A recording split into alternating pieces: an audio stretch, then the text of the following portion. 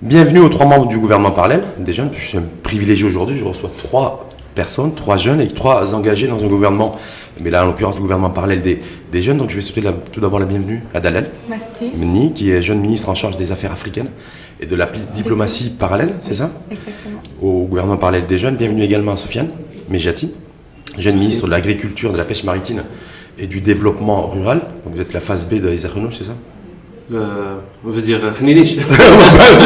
on peut dire ça. Et bienvenue également à Talek Boutaïbi, jeune ministre en charge de l'économie sociale et solidaire. Alors ma première question en fait c'est de me dire voilà, j'ai chacun d'entre vous, l'atmosphère un petit peu ambiante, vous êtes dans un gouvernement parallèle, un gouvernement qui est souvent critiqué, en tout cas le gouvernement officiel. Adal Meni dit oui, je confirme. Voilà, vous le critiquez aussi, vous êtes très critique aussi vis-à-vis du gouvernement, j'allais dire, officiel. Dans la vie, il faut avoir quand même un peu de critique, c'est bien. C'est-à-dire l'esprit critique. L'esprit critique, parce qu'on avance justement comme ça. Mais critiquer sans agir, je suis contre. C'est en critique, c'est dans l'objectif de construire et d'améliorer. Du coup, il faut passer de l'état passif à un état actif. Mais Dalal, est-ce que vous comprenez les personnes qui, à 3 raisons, en tout cas, c'est chacun a le droit de s'exprimer, y compris sur la toile et sur les réseaux sociaux, mais voilà, ce gouvernement, en tout cas, est très critiqué. Est-ce que vous le comprenez, rien que dans l'absolu, est-ce que les critiques, selon vous, sont légitimes ou pas? Non, elle n'est pas légitime, parce que justement, il faut comprendre déjà. Déjà, c'est quoi ce gouvernement parallèle des jeunes? C'est une initiative civile. Ah, parce qu'on critique aussi le gouvernement parallèle des jeunes. Je vous donne, oui. On critique autant le gouvernement de Saladin Othmani que le vôtre. Exactement. Donc il faut comprendre déjà les initiatives et comprendre la place de tout et de chacun. Par exemple, le gouvernement parallèle des jeunes, il est aussi critiqué en se posant la question, qu'est-ce que vous faites? Pourquoi vous êtes là? Vous êtes des arrivistes et... On vous a déjà qualifié? Oui, j'avais déjà reçu des messages. On va y aller alors. Alors moi j'ai voulu ouvrir le débat avec les critiques légitimes ou illégitimes à l'égard du gouvernement Saladin Othmani, mais en fait le débat tout de suite va sur les critiques adressées au gouvernement parallèle des jeunes. Sofiane Medjati, Sofiane, pour vous. Est-ce que là, tout d'abord, je voudrais vous remercier de nous avoir invités. C'est toujours un plaisir. Je vous félicite pour cette émission et je vous souhaite un joyeux anniversaire. C'est gentil aussi. J'aimerais vous chanter, mais en direct, je pense pas que c'est possible. Surtout pas. Et vous, sur les critiques, est-ce que Sofiane Medjati, je crois que c'est peut-être la première fois que vous vous engagez, vous êtes engagé dans un gouvernement parallèle des jeunes. Est-ce que, comme Dalal Meni, vous êtes aussi sous le feu des critiques? Exactement, je tiens à souligner que nous, gouvernement parallèle des jeunes, nous ne sommes pas ici pour ni applaudir ni critiquer le gouvernement réel. C'est plus l'action, c'est plus les choses qu'on met en œuvre. Et aussi, c'est l'objectivité des propos. Mais est-ce que quand Dalal tout à l'heure nous dit, mais moi, en tant que membre du gouvernement des jeunes, on me critique, parfois je me suis même fait insulter sur les réseaux sociaux. Est-ce que ça vous est arrivé, vous? Bien sûr, mais contrairement à beaucoup d'autres... Contrairement à beaucoup d'autres personnes, nous, nos critiques, ils sont sous forme d'études scientifiques, des propositions, des communiqués de presse, là où on met le doigt sur des problématiques et on propose des solutions aussi. Mais le fait d'avoir été critiqué, est-ce qu'avant de vous engager dans le gouvernement parallèle des jeunes, vous aviez imaginé une seule seconde que vous alliez être insulté, voire critiqué? Bien sûr que non, mais la nature des choses fait que quand tu es... C'est quoi la nature humaine? La loi, la nature humaine, carrément. Quand tu bouges, tu es actif, quand tu t'élèves un petit peu de ce qui est normal, on te voit, on te critique, c'est normal. Quand on sort de l'ombre et qu'on passe à la lumière, on prend des coups, c'est ça? Voilà, exactement. Même parfois ça... Si tu es dans le bon chemin et tes propos ils tiennent la route, ça ne dérange pas. Et quand on n'est pas dans le droit chemin, on n'est pas critiqué. On est critiqué, mais ça devrait déranger la personne. D'accord. Taleb Bouteibi. Écoutez, la critique, il n'y a pas de mal en fait en la critique en elle-même. En fait, le gouvernement parallèle des jeunes, si on veut parler de cette expérience, et par la suite je vais rebondir sur le gouvernement constitutionnel, on a été qualifié de fou. Vous On a été fou qualifié de fou carrément parce qu'on s'est. Mais fou quoi? Fou mental, détraqué? Justement, fou mental, détraqué, tous les adjectifs sont acceptés. Donc du coup, c'est une expérience, une nouvelle expérience. Et qui dit suivi des politiques publiques, qui est une finalité du gouvernement parallèle des jeunes, dit bien entendu des critiques. Donc après, on est amené quelquefois à critiquer, mais la différence entre nous et ce qui se passe actuellement sur les réseaux sociaux, c'est des critiques constructives. C'est que, voilà, oui, on critique une politique publique dans un secteur quiconque, mais en même temps, on propose des alternatives. On a des solutions qu'on propose à travers des rapports, à travers des échanges avec les différents départements ministériels, etc. etc. Donc, le fait d'être critiqué, je ne vois pas de mal d'être critiqué, mais au contraire, on accepte toute critique avec un esprit, on est ouvert à toute discussion constructive. Vous avez à peu près une trentaine d'années? Oui, une trentaine d'années, oui. Est-ce que vous aviez imaginé la même question que j'ai posée à Sofiane avant de vous engager dans ce gouvernement parallèle des jeunes? Parce que tous les trois, vous êtes engagés. Vous avez ça en commun, entre autres. Est-ce que vous aviez imaginé une seule seconde que vous alliez faire l'objet de critiques, voire d'insultes, et qu'on allait traiter Taleb Bouteibi de fou? Franchement, non. Franchement, non. Mais au moment où j'étais face à ce genre de critiques, j'ai compris qu'il y a des personnes qui se demandent on est qui, comment est-ce qu'on nous a choisis pour être c'est-à-dire vous êtes pistonné ou le flemme, c'est ça le fait. Il y a même par exemple, il y a pas mal d'anecdotes qui se sont passées avec les différents membres du gouvernement parallèle des jeunes. Il y a par exemple un commentaire que j'ai lu quelque part, c'est un internaute qui a posté comme quoi on est les fils des ministres actuels et comme quoi on nous prépare tout simplement pour prendre la relève, pour prendre leur place. Mais voilà, mais je comprends c'est pas votre ambition, c'est d'être ministre dans le gouvernement constitutionnel, après un jour, si toutefois je suis en tout cas, vous n'avez pas de papa, vous n'avez pas de maman, vous n'avez pas de tonton, il n'y a personne du tout qui ont des responsabilités ou qui ont eu des responsabilités gouvernementales. Absolument pas. T'as le même niveau. Est-ce que parce que quand Taleb me dit moi on m'a traité de fou, est-ce que vous a traité de folle? On m'a traité d'arriviste en fait. D'arriviste, d'opportuniste. Oui.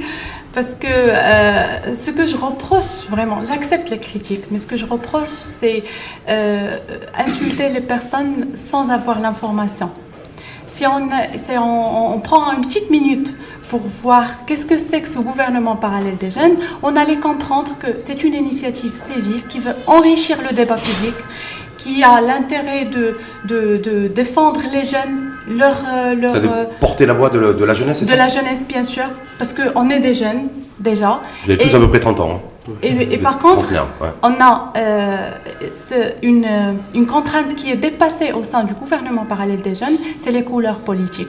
Parce que est-ce que vous êtes engagé dans un parti politique, vous? Oui. Dalel? Oui. Oui, c'est quel parti, si je peux savoir? C'est le RNI. Le RNI? Oui. Et donc, c'est le RNI. Donc vous, c'était doublement compliqué, parce que le RNI a été critiqué et Dalel Meni a été critiqué en tant que membre du gouvernement. Non, pas du tout. Non, je sais pas. D'ailleurs, j'ai été critiqué. Comme tous les partis, mais bon, c'est vrai que le RNI à une époque, c'était très compliqué. Est-ce que vous assumez l'étiquette RNiste?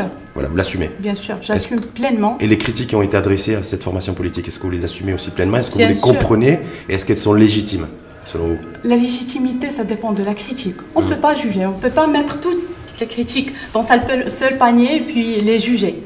Les critiques constructives, ils ne peuvent que être légitimes. Mais des critiques pour des intérêts, que ce soit personnel, que ce soit pour... Est-ce que vous êtes bastonné avec la jeunesse du parti, la Adalat El-Mia, le PJD? Il y a eu aussi entre le RNI, jeunesse du PJD, jeunesse du RNI. Non, c'est pas vrai. Ouais, je vu un peu sur les réseaux sociaux, il y a eu des commentaires un peu dans ce sens, entre les jeunesses des deux partis. Donc, mais il ne faut pas. Peut-être que vous êtes voilà. Déjà, je ne fais pas partie de la jeunesse de mon parti. Vous n'avez plus l'âge? Non. non, pas du tout.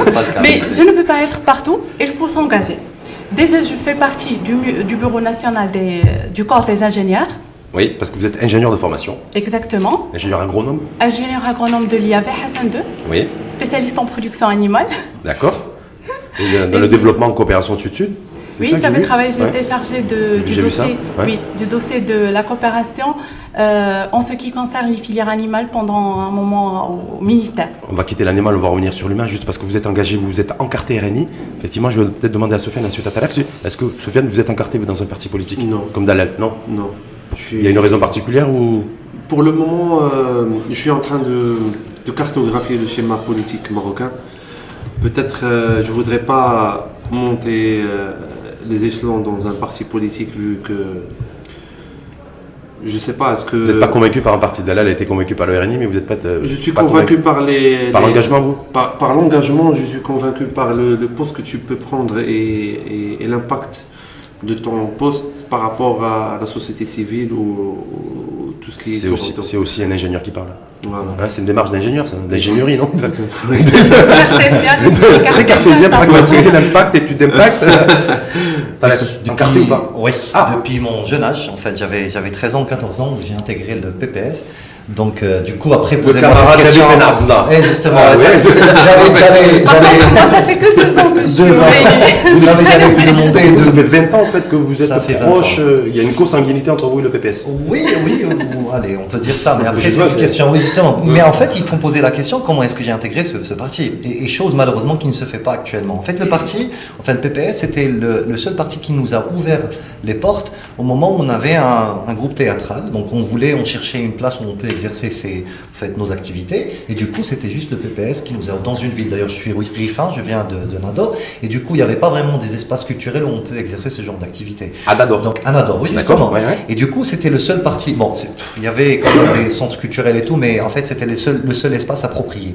Donc du coup on a intégré, c'était principalement pour profiter un peu des lieux qu'on nous a proposés, mais du jour à l'autre, on a commencé à découvrir les valeurs, les principes, parce qu'on s'est posé des questions.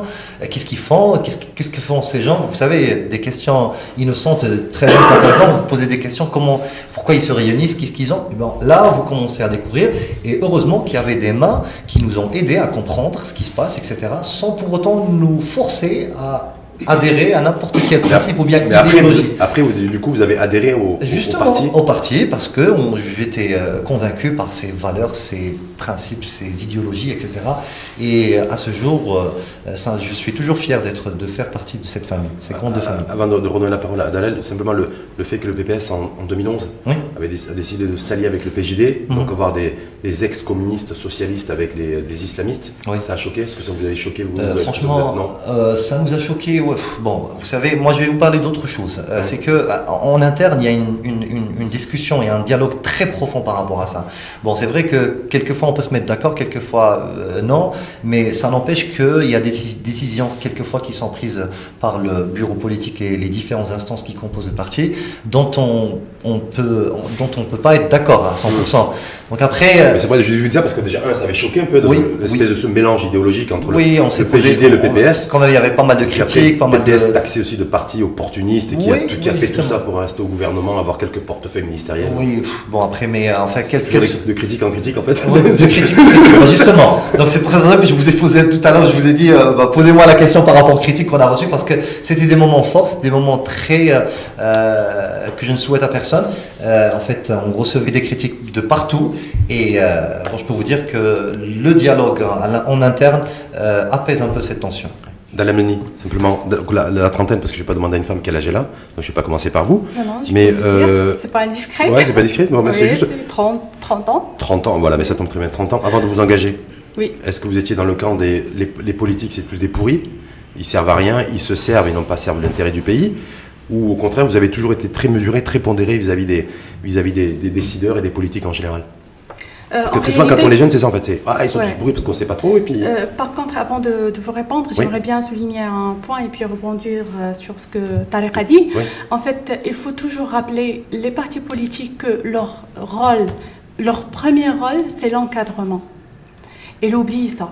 C'est la politique. Il oublie parce que pourquoi ils sont amnésiques, ou il oublie parce que non, ils ont d'autres centres d'intérêt, d'autres priorités. D'autres priorités qui ne doivent pas être. Parce que grimper, gagner les conflits entre les partis, c'est pas ça l'objectif. Parce que vous le dites au niveau des RNI, ça?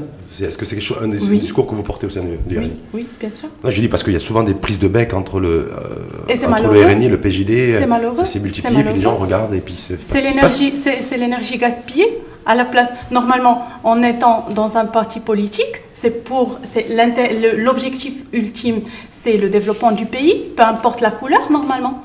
Donc du coup, si on est au gouvernement, ou bien on est à un poste de décision, peu importe, il faut travailler et avoir des résultats. Travailler avec des personnes et accepter la différence. Ceux qui critiquent le RNI en disant voilà, le RNI est de responsabilité aujourd'hui quasiment une vingtaine d'années, même s'il y a eu un peu d'alternance, mais on n'a pas vu trop les résultats de l'impact du RNI, pour reprendre le terme de Stéphane, sur la conduite des politiques publiques. Ceux qui disent ça, je n'ai pas dit que tout le monde disait ça. D'accord. Ceux qui disent ça, est-ce que vous le comprenez ou vous ne le comprenez pas? Je préfère les questions précises parce que justement, si on se pose la question, c'est quoi l'impact? Il faut être précis pour avoir une réponse.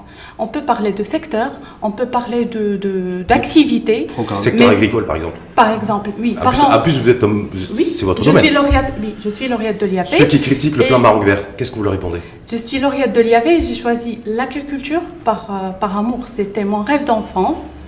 D'être à l'IAV et d'être agronome. Au milieu des animaux, c'est ça? De la nature. De la nature. Parce que je savais depuis toujours qu'on ne va jamais arrêter de manger. Oui, donc ça c'est clair. C'est vrai? Oui, même si on mange mal parfois, mais on continue à manger.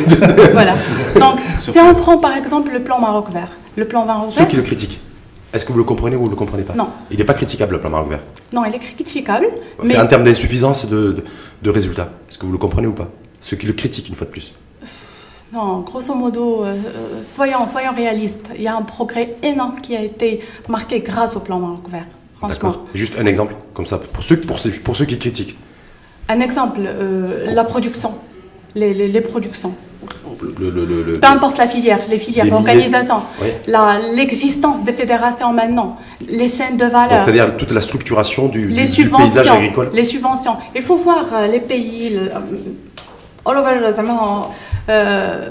l'ensemble des pays qui ont de vocation agricole et voir les subventions, les aides de l'État dans le secteur. Le Maroc, il a vraiment fait l'effort pour aider les agriculteurs. Y compris les petits agriculteurs, parce que c'est tellement morcelé que les petits agriculteurs n'ont pas... Oui, ne sont pas réussi à se développer. Par le Maroc Vert, ce qui se dit une fois de plus, ceux qui critiquent, sur le secteur agricole, ils ne savent pas de ça a quoi servi essentiellement les grands propriétaires terriens et pas les petits agriculteurs. Parce que justement, le plan Maroc Vert se compose par plusieurs types de projets. Il y a des projets piliers 1 qui visent les investisseurs et les cultures ou bien les activités à haute valeur ajoutée, alors qu'il y a les piliers 2, c'est l'agriculture solidaire et vivrière, où l'État s'engage à 90% et met tout en place en subventionnant, mais en dépensant de l'argent. En subvention et en projet. Justement, on va s'adresser à Isaac Noujbis. C'est Soufiane et de dire oui, vous, par rapport aux jeune ministre de l'agriculture, de la pêche maritime et du développement durable. C'est ça pour être complet. Donc si je peux... Ceux qui vous ont critiqué ou ceux qui vous critiquent, ils disent en fait ce gouvernement des jeunes il ne sert à rien, Sofiane Medjati il sert à rien. Toujours dans l'objectivité dont on a parlé tout à l'heure. Avant le plan en Maroc Vert, en la période 2000-2007, l'agriculture elle représentait pratiquement 6% du PIB marocain. Après le lancement par Sa Majesté du plan Maroc Vert en 2008, du plan Maroc Vert, et présidé par M. Aziz Arnouch, cette révolution et avoir un plan d'émergence, plan Maroc Vert, jusqu'à présent, l'agriculture, elle représente pratiquement 20%. Donc on ne va pas dire qu'elle n'a rien fait. Voilà. Mais c'est un programme qui reste quand même critiquable comme toute politique publique. Pas forcément l'homme, on critique les politiques, parce que l'agro-industrie, par exemple, on n'a pas fait grand-chose. L'agro-industrie, c'est quelque chose. L'agro-industrie, maintenant, elle représente... On continue à importer, par exemple, des packs de jus d'orange, exactement, du concentré de tomates, alors qu'on pourrait le fabriquer nous-mêmes. Exactement. L'agroalimentaire au Maroc, elle représente seulement 28% du tissu industriel. C'est dû aux produits, à l'approvisionnement de la matière première qui vient de l'extérieur. Maintenant, il y a une crise de production des agrumes.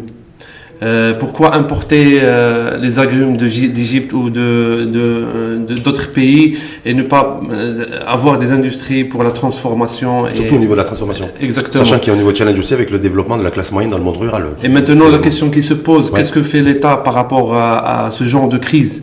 Est-ce qu'elle n'a pas vu venir?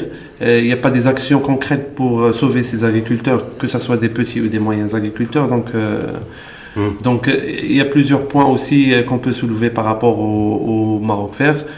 qu'on peut revenir tout à l'heure. On regarde la pêche également maritime. D'accord. Moi, je dis que, juste par rapport à l'agriculture, en tout cas, je n'ai pas très de données statistiques par rapport à ça, mais je dis que c'est un problème de communication avant tout. Pourquoi ? Parce que c'est un problème de communication. En tout cas, on a tous entendu parler du Maroc vert, mais en fin de compte, personne ne comprend, par exemple, les différents axes composant ce plan. En fait, je ne dis pas personne, mais après, je parle... Trop peu de personnes, en tout cas. Voilà, les citoyens, en fait, avec une connaissance, comment dirais-je, modeste du champ agricole marocain. Donc, du coup, peut-être il fallait faire un effort supplémentaire sur le plan de communication pour faciliter. Il y avait des actions qui ont été faites. Je ne dis pas le contraire, mais ça n'empêche que ce n'est pas suffisant. Il faut continuer, il faut aller sur d'autres canaux de communication. Au lieu de passer par la télé et la radio, il y a, je ne sais pas, il y a les réseaux sociaux. Justement, sur la communication, vous considérez que sur le gouvernement, je veux dire, institutionnel... On a fait des actions. Non, parce que beaucoup par contre, ce qui est quelque part est unanime, c'est que les Marocaines et les Marocains déplorent le déficit et le manque de communication entre les décideurs et les citoyens.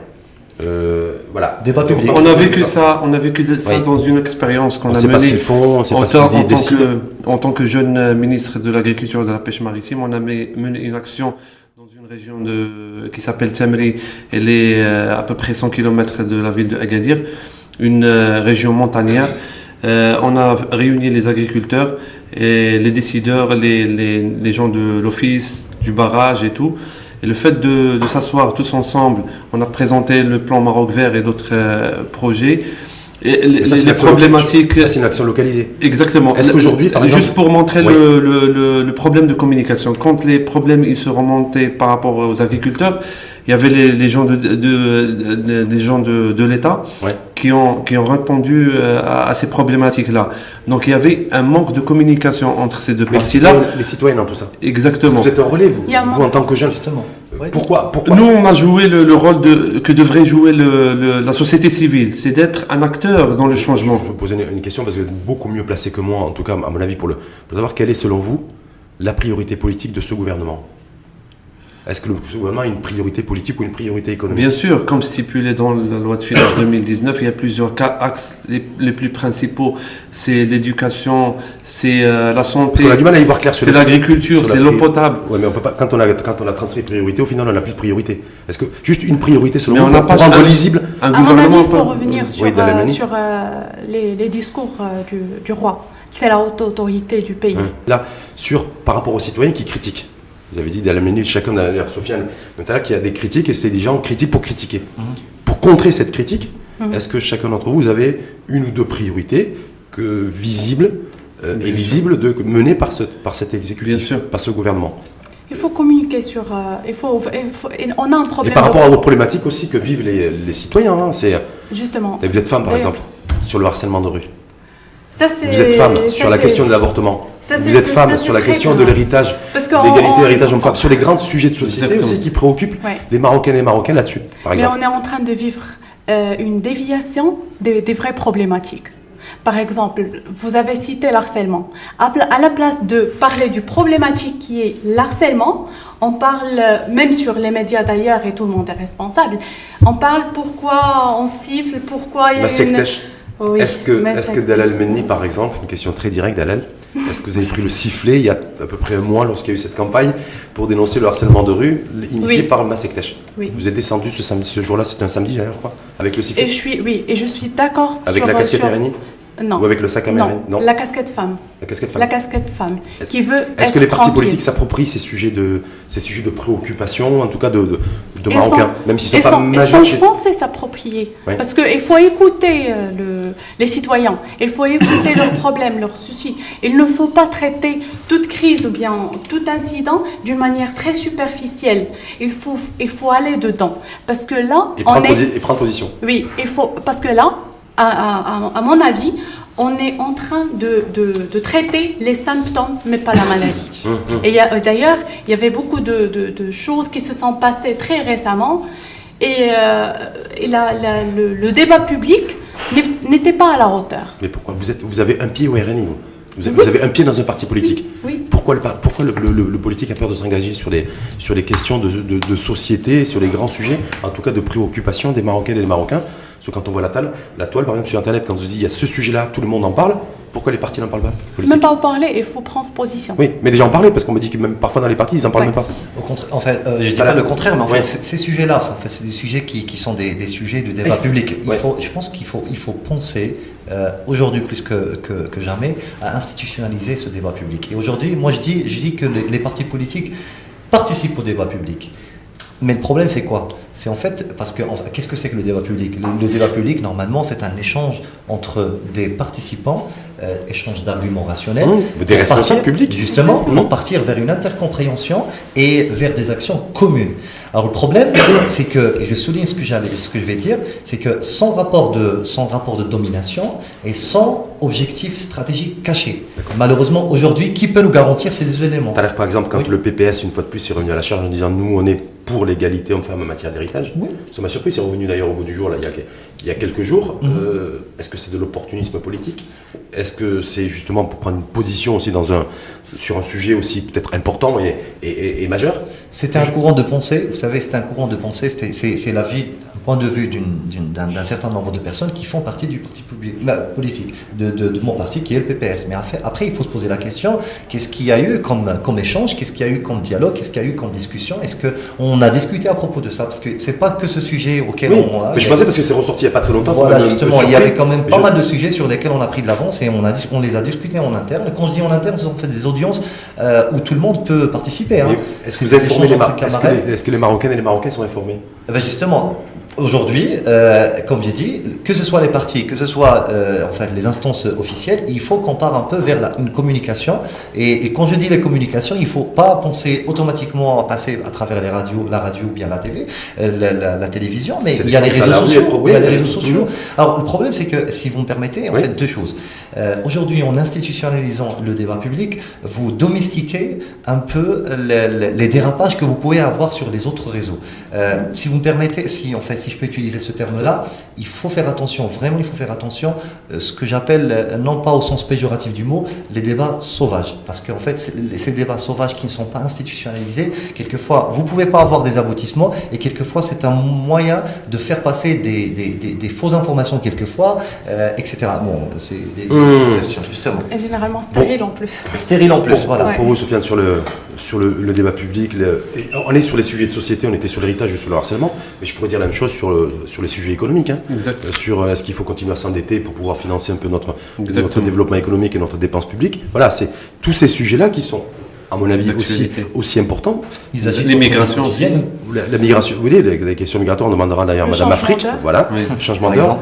Voilà. Est-ce que tout ça, pourquoi le gouvernement, l'exécutif, le personnel politique au sens large est accusé, entre guillemets, de ne pas être présent dans le débat public, de ne pas tenir informé, de ne pas être aux côtés des Marocaines et des Marocains? Pour moi, le rôle des partis politiques, c'est des rôles que personne ne peut nier et c'est l'institution qui gère le débat public.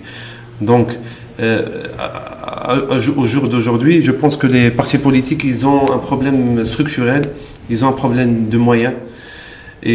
Moyens quoi? Financiers, exactement. Moyens humains. De compétences? Moyens humains, on va dire. Moyens humains, parce que... Mais si on approfondit et qu'on affine un peu, est-ce que derrière moyens humains, il y a une problématique de compétences? Je pense que le fait de ne pas avoir des spécialistes et drainer des gens qualifiés dans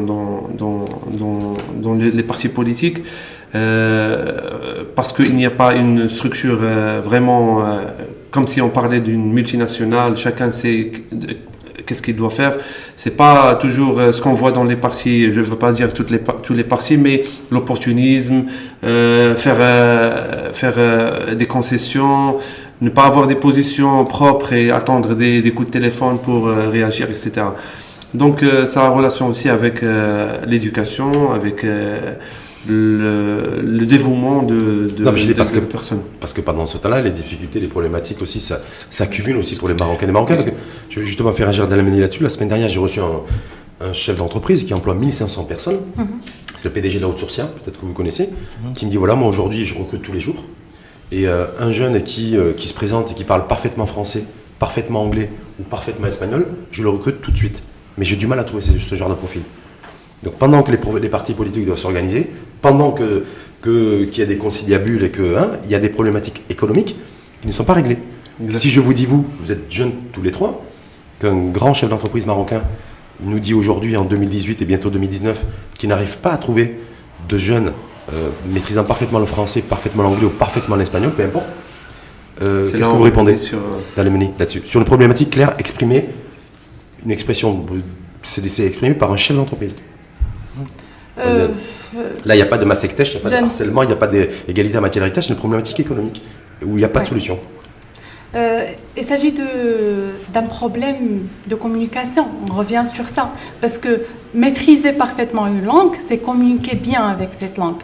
Alors que c'est vrai qu'à l'école publique, la majorité, c'est des étudiants, bien des élèves qui sont très forts en technique, très forts en mathématiques, physique, mais en langue, non, il y a encore du chemin à faire.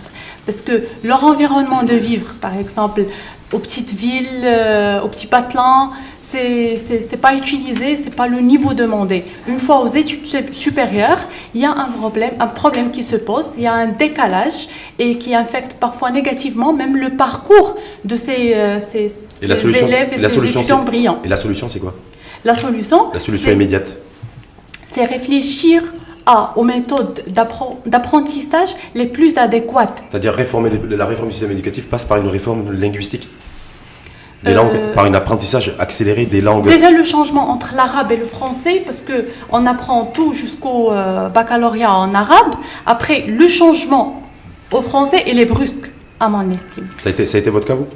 Vous êtes passé par l'école publique? Plus ou moins, oui. Vous avez tout fait? Oui, je suis un produit pur produit de l'école publique? Oui, parfaitement bilingue? Trilingue?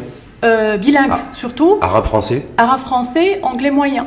Anglais moyen. Vous êtes un anglais peu moyen. Oui, mais vous maîtrisez parfaitement la langue française, tout le temps, malgré le fait, entre guillemets, que vous soyez passé par l'école publique. L'école publique, et j'ai vécu à Khnefra, c'est pas Casa, c'est pas Ravan. Donc c'était vraiment normal. Mais j'ai fait l'effort. C'était l'effort personnel, premièrement, l'effort de la famille. Parce que vos parents vous ont encouragé aussi à l'ouverture sur une langue comme le français. Exactement, oui. En vous disant sur c'est le vital, français, sur l'anglais aussi. تعلمي مزيان الفرنساوية parce que ça va te servir. C'était ça le message. تعلمي مزيان العربية, تعلمي مزيان le français. Mon père n'arrêtait pas de me dire la clé de toute culture, de tout apprentissage, de toute civilisation, c'est la langue. Maîtriser la langue, c'est-à-dire maîtriser avoir les beaucoup langues. d'accès.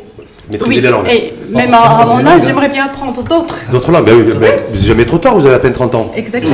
Vous savez, j'ai suivi sur les langues. Sur les langues, j'ai suivi l'émission en fait où Monsieur Charivi, Youssef Charivi qui était là la semaine dernière. Outsourcia qui était là. Et en fait, je vais vous dire une chose. Moi, j'ai fait le métier de centre d'appel. J'ai travaillé comme téléconseiller pendant 4 ans ou 5 ans, alors que je faisais en même temps les études. Et on m'a souvent posé cette question, comment ça se fait que tu es rifa, tu viens d'une région où la langue française ne trouve pas sa place et pourtant tu parles français. Je peux vous dire que, en fait, je suis un produit de l'école publique, j'ai fait l'école publique, c'est vrai, et j'ai fait un effort personnel pour avoir cette langue. Mais en fait, c'est un message que je veux transmettre à travers votre chaîne aux jeunes. En fait, pas obligatoirement la langue française. Après, vous pouvez parler l'anglais, vous pouvez parler... Je l'ai dit à parler ou de maîtrise du français, de l'anglais ou de l'espagnol, c'était pas fermé, c'était pas... Justement.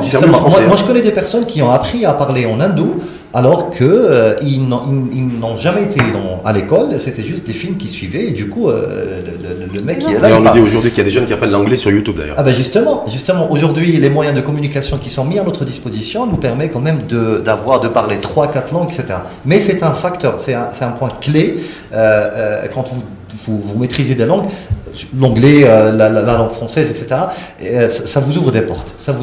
Et ça, en même temps, il y a le gouvernement actuel, d'ailleurs le chef de gouvernement qui a annoncé, d'ailleurs Abdellah Benkian l'avait fait précédemment, de vouloir arabiser en fait l'administration publique, que tous les documents émis par quel que soit le ministère, soient en arabe et non pas en français. Est-ce que là il y a adéquation ou il y a inadéquation, il y a des espèces de déconnexion entre le haut et le bas sur ces questions-là? Absolument pas. Moi je me demande pourquoi par exemple un Chinois par exemple il valorise sa langue et il parle avec sa langue là où il va dans le monde, avec l'accent. Bon, il fait un effort pour apprendre par exemple l'anglais, mais après avec son accent chinois. Exactement. Nous en fait, juste une petite citation. C'était en fait, je l'ai entendu la dernière fois lors d'une conférence en fait, en écoutant récemment un enregistrement de Mehdi Manjara. Il a dit que le développement d'un pays, c'est surtout, ça ne vient qu'à travers le développement de sa langue natale. En fait, jamais, même si je maîtrise la langue française, même si je parle en anglais, même si je parle avec n'importe je ne vais jamais arriver à maîtriser cette langue de la même manière que je maîtrise ma langue natale, la première langue que j'ai prononcée. Donc après, si toutefois on veut arabiser, c'est bien, mais ça ne veut pas dire qu'on va mettre à la porte, écarter toutes les autres. Vous êtes pour vous l'arabisation des documents administratifs? Oui, pourquoi pas? Ouais, ça vous dérange pas? Oui, ce qui me dérange, c'est surtout quand vous avez une personne qui ne sait pas ni lire ni écrire et monter une seule phrase en arabe correctement. C'est ça ce qui me dérange. Ce qui me dérange le plus, c'est surtout quand vous trouvez une personne qui n'arrive pas à formuler une seule phrase en l'absence d'un mot en français ou en anglais. Alors, soit vous parlez en arabe, ou là vous parlez en langue française correctement. Ce mélange-là, c'est ce que je n'arrive pas, ce qui n'accepte pas. Relation, je pense aussi, ça a une relation aussi avec la Constitution, puisque la langue arabe et la langue amazigh, c'est les langues officielles du Maroc. Donc je ne vois pas pourquoi le gouvernement ne doit pas institutionnaliser ça. Et maintenant, la langue amazigh est en train de se voter. Le process d'installation et d'utilisation de la langue amazigh dans le gouvernement en premier lieu, il est en train de s'adjuger. Ça, c'est pour la dimension de l'enjeu social, mais l'enjeu économique. Parce qu'il y a un enjeu économique aussi au niveau des langues pour notre pays. On est un pays francophone, ouvert un peu sur le monde. Exactement, c'est la pour langue cela du business, c'est que... l'anglais. On a des chefs d'entreprise marocains. Pourquoi j'insiste là-dessus? Parce que moi, ce qui m'a interpellé, donc si tout à l'heure écouté l'émission, c'est que le débat, lors de ce débat, Youssef Chalabi annonce l'ouverture, en fait, une extension de son activité. Il pense d'ailleurs à Barcelone, parce que ville cosmopolite, parce qu'il y a la maîtrise de l'espagnol, et de se diriger vers des pays de l'Est pour cette problématique de langue, parce qu'il nous trouve ça de profil au Maroc. Donc maintenant, il y a un enjeu économique et social important. C'est sûr, et le premier à être impacté, c'est nous, la société civile. Mais la loi de finances, j'espère qu'ils vont le faire. 2019, il prévoit de généraliser les centres linguistiques dans tous les établissements. Donc je pense que ça... Apprendre l'anglais beaucoup plus tôt, c'est ce qui est prévu dans le français, exactement. C'est un point clé d'attraction, justement. Parce que, en fait, rapidement, je souligne j'ai écouté l'émission et j'ai aimé, en fait, ce qu'a avancé M. Chalabi. En fait, la main-d'œuvre marocaine n'est pas une main-d'œuvre low cost. Et du coup, qu'est-ce qu'on doit faire? Puisque c'est pas le salaire qui va attirer, c'est pas qui va attirer ces investisseurs. Ce n'est plus le salaire, parce qu'avant on était offshore, mais oui, peut-être avant. Donc ce qui fait, parmi les points clés qui vont attirer les investisseurs, c'est surtout ce côté linguistique. Exactement. Parmi d'autres, hein, en termes d'attractivité. Oui. Et parmi les problématiques qu'on peut soulever, c'est aussi le taux de scolarité professionnelle, ça veut dire que ça soit professionnel ou qui est l'ordre de 33%, un chiffre très très bas. Dû à l'infrastructure manquante. Aussi, je pense, dans la loi de finances 2019, l'État prévoit de construire plus de 140 établissements. Oui, mais vous avez vu les résultats du programme qui était présenté par Drijito, aussi président de la Cour des comptes. Et nous, sur le programme d'urgence, on a fait que bâtir des écoles, construire des écoles. Exact. On ne s'est pas intéressé à l'élément humain. Exactement. Voilà. Et ils ont prévu aussi de faire des formations aux enseignants, aux nouveaux enseignants. Donc, vous avez fait l'école vous aussi? Oui, exactement. Entièrement? Non. Vous êtes passé par le privé. Globalement, vous avez fait tout? Globalement, c'est du public. Exactement. Si vous aviez une chose à changer, ou à proposer en tout cas pour la réforme du système éducatif, qu'est-ce que vous proposeriez? Vous qui êtes passé par ce circuit-là. Est-ce que c'est les langues? Est-ce que c'est les enseignants? Est-ce que c'est quoi? Est-ce que la chance d'aller dans une école où il y a les toilettes? Un peu tout. Ou là où il n'y a pas de toilettes? Je ne sais pas, je vous pose la question. Un peu tout, mais la question qui se pose, je me demande des fois... Une mesure qui vous a manqué, par exemple, lorsque vous étiez à l'école publique et que vous aimeriez voir, qui voit le jour là, pour dans le cadre de la réforme. L'infrastructure, c'est l'écosystème, en fait, c'est un package. C'est pas le... C'est la cantine. Tout ce qui est pédagogique dans les formations supérieures, c'est de la recherche et tout. On peut dire que ça dépend de l'étudiant, mais c'est surtout l'infrastructure et voilà. Dalal, vous, qui êtes passé, qui avez fait tout dans le oui, il faut valoriser l'enseignant. Il faut arrêter de dénigrer l'école publique. Parce que l'école publique nous a donné une élite qui travaille encore son pays. C'est vrai qu'on assiste à une fuite de compétences qu'il faut essayer d'arrêter avec les meilleurs moyens, justement parce que quand ce pays me donne un diplôme qui vaut sur le marché, pourquoi partir? Il y a un minimum. Vous faites Le pays référence à ces attend un fameux minimum. 500 ou 600 ingénieurs qui partent chaque année. Oui, justement, c'est une problématique. Parce que c'est grave pour vous, ça? Bien sûr, c'est très grave. Parce que sur 5 personnes, je crois que 3, ils veulent partir. D'ailleurs, c'était mon cas. Chaque année, on forme à peu près entre 4500 et 5000 ingénieurs. Oui, et l'objectif, c'est des 1000. Oui, ça c'était du temps de Ahmed Reda Chamil, qui vient de revenir par la présidence, le Conseil économique et social. Et posez-vous la question, ça nous coûte combien de former un ingénieur? Oui, mais immigrants. Exactement, et puis qui part. C'est 5000. Sur 5000 formés, 500 ou 600 départs, est-ce que c'est beaucoup? Est-ce que c'est inquiétant? Est-ce que c'est alarmant? 500. Oui, c'est à peu près 600 départs. 10%. Ouais. 10%, c'est pas très inquiétant. Pourquoi tout le monde s'est affolé en disant tous les ingénieurs partent en fait. Ouais, mais tous les ingénieurs sont. C'est en demande. C'est la question, pourquoi ils partent? Pourquoi ils partent? Et puis c'est en demande aux ingénieurs qui sont là, ou bien en compétences en général. Au niveau du gouvernement des jeunes parlés, vous avez cherché à savoir, vous que d'ailleurs Dalal vous êtes ingénieur, pourquoi globalement les ingénieurs essaient de partent, quittent le Maroc pour aller vers d'autres horizons? Parce que le premier critère, c'est le salaire, les conditions. Non. C'est le cadre de vie. Le cadre de vie? Ouais, c'est pas le salaire. Il y a des ingénieurs qui sont partis au Canada ou dans d'autres pays, pas parce qu'ils allaient améliorer leur source de revenus. Dans ce cas, ça ne concerne pas que les ingénieurs, ça concerne tout le monde alors. Je confirme, mais simplement si on reste sur les ingénieurs, le premier critère, c'est je pars pour le cadre de vie. Voilà, c'est le premier critère avancé. Le cadre de vie, d'accord. Et donc, tant que ça nous concerne tous, pourquoi on va partir?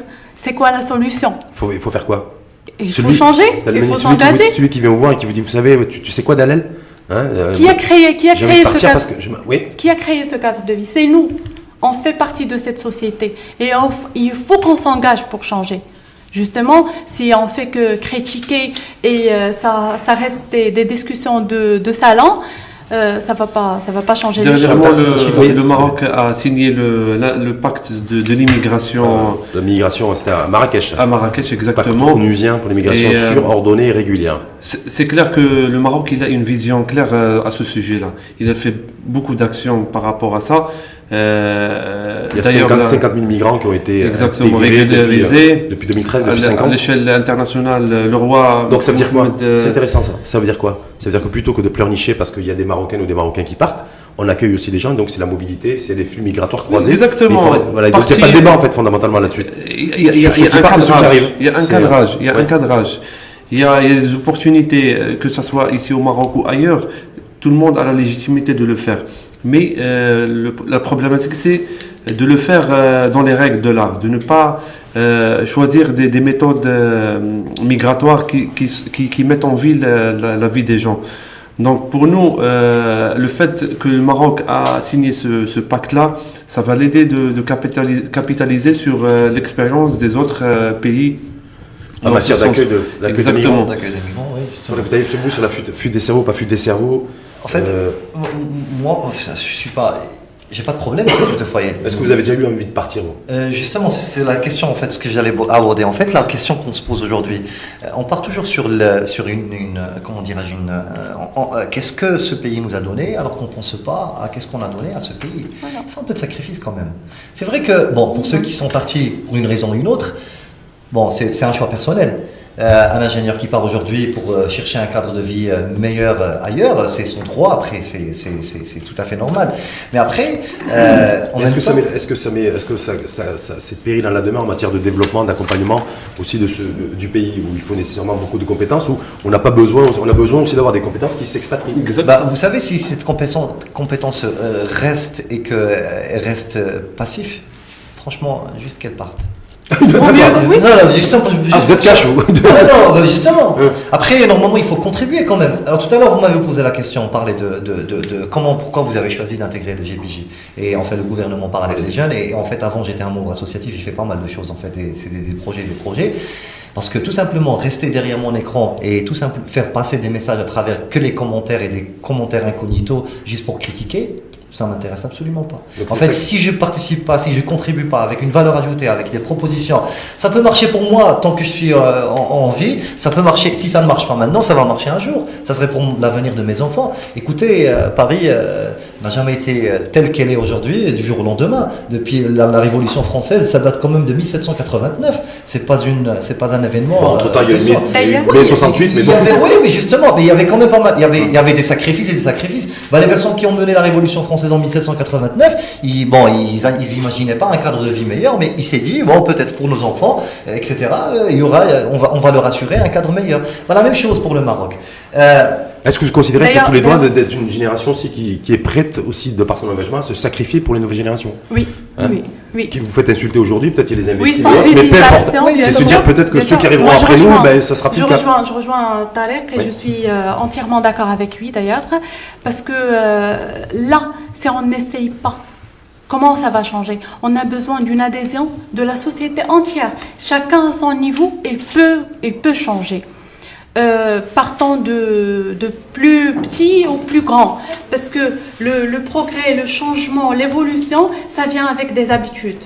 Par exemple, si je suis en marché et je suis devant deux produits, un produit national et un produit importé, je ne vais pas m'estimer fière de prendre l'importé parce qu'il est plus cher. Je vais préférer le produit national parce que ça contribue directement à l'économie de mon pays et à... L'arbitre, c'est pas le portefeuille? C'est pas quand vous allez ouvrir votre porte-monnaie et qu'en fonction de ce que vous avez dans le porte-monnaie, c'est ça qui va arbitrer votre choix entre un produit fabriqué made in Morocco ou un produit fabriqué dans un pays, par un pays étranger? D'ailleurs, il y a des produits qui sont surtaxés justement pour protéger le marché national et on voit souvent des personnes qui achètent ça parce que pour eux c'est prestigieux, alors qu'il n'y a pas de différence. La différence de prix, elle n'est pas due à la qualité, mais elle est due aux taxes. Donc pour vous, c'est intéressant. Donc pour vous, plus on protège notre économie, plus on va la développer. Comment? Plus on va protéger notre économie, plus on va mettre des barrières de protection, plus on va développer. Non. Protectionnisme? Non, pas à ce point. Je sais pas ce point. Non. C'est vrai qu'il y a, par exemple, en étant agronome, il y a des filières qui ont besoin de protection pour une certaine période, le temps que ça structure, que le coût de revient diminue, que les Marocains ont la capacité... Bonne maîtrise du modèle économique. Oui, parce qu'une capacité d'être concurrent sur le marché international.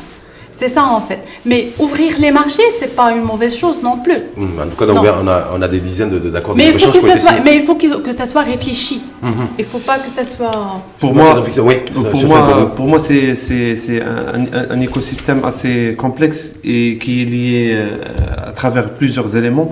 On parle aussi de transfert technologique, que ce soit les gens qui immigrent et qui reviennent travailler avec des nouvelles technologies, que ce soit dans le drainage des investissements des entreprises qui investissent au Maroc et qui ramènent de la technologie.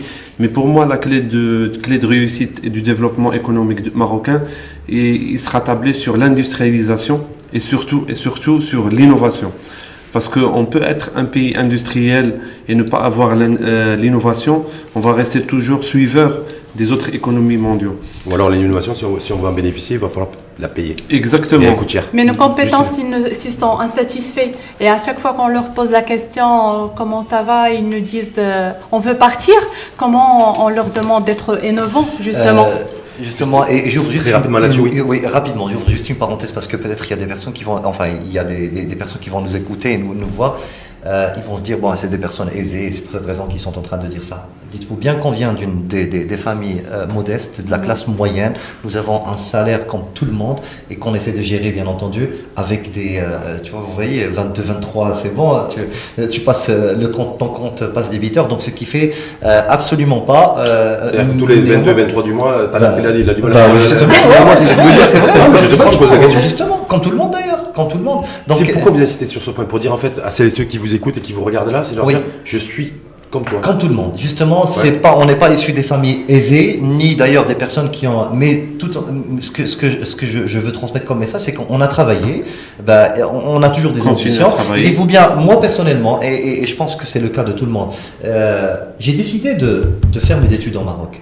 Tout en sachant que je l'ai toujours, je l'ai pas ramené, mais j'ai un accord. En fait, on m'a été accepté dans des universités françaises, des universités belges, mais à un moment donné, j'ai décidé, je me suis dit, pourquoi ne pas se former et faire ses études au Maroc. Donc, ce qui fait, bon, je ferme cette parenthèse, c'est en fait, c'est ce que je veux transmettre comme message, juste pour ne pas laisser, en fait, D'aller, c'est la même chose pour vous?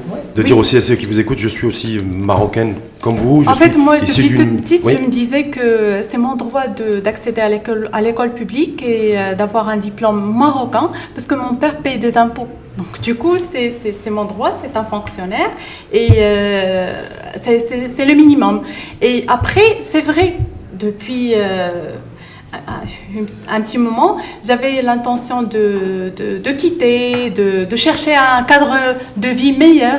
Mais heureusement que j'ai rencontré des personnes comme la famille GPJ, où on discute des problèmes, des problématiques qu'on vit chaque jour, et on a décidé justement d'agir et non pas de rester passif. Il y a des personnes qui nous posent la question, qu'est-ce que vous gagnez du GPJ? J'ai vraiment envie de répondre et dire, ce qu'on gagne réellement, c'est l'estime de soi. À chaque moment, je me respecte parce qu'au moins j'ai essayé et j'essaie toujours. À la place des gens qui sont juste à l'écart, et c'est leur choix d'ailleurs. Donc ils n'ont qu'à l'assumer. Sofiane, là-dessus? Oui, moi j'ai une expérience assez bizarre puisque en 2011 j'ai choisi de se lancer dans l'entrepreneuriat et de sortir d'une zone de confort où j'étais un salarié avec un bon salaire, et de se lancer dans l'entrepreneuriat.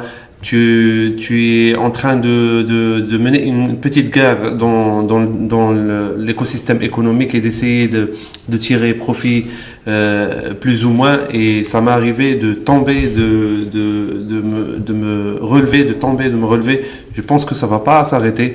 Je sais pas qu'est-ce qui nous attend et qu'est-ce qui m'attend dans l'avenir.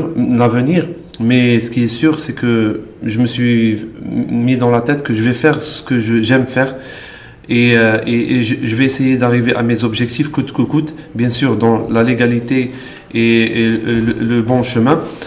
Mais ça m'arrive, le mois il rentre et je ne sais pas combien je vais tirer. C'est-à-dire en début de mois, vous ne savez pas si vous allez pouvoir tenir tout le mois. Exactement. Donc, et là, ça m'a donné l'opportunité de développer une certaine manière de apercevoir les choses, et de dire le côté argent, c'est pas lui le plus important, plus que de s'épanouir, de faire ce qu'on veut et de croire aux ses idées. Voilà. Mais merci en tout cas. Merci à vous tous. Merci pour. Et je salue aussi votre engagement, l'engagement respectif de chacun. Merci, monsieur. Je salue également en fait parce qu'à chaque fois vous insistez qu'on soit là, et franchement ça nous fait énormément plaisir parce que c'est un espace où on peut discuter avec vous, et vraiment au début c'était pas facile quand même d'avoir des espaces pareils, mais là heureusement qu'on a fait votre connaissance, et, mais ça va être et du plaisir. coup J'ai un message à passer. Oui, allez-y. Si possible, la caméra elle est où? Elle est là. Alors, donc voilà, j'ai un message à passer à monsieur Akhnouch. J'ai un projet très ambitieux. Il s'agit d'une fédération des jeunes agriculteurs.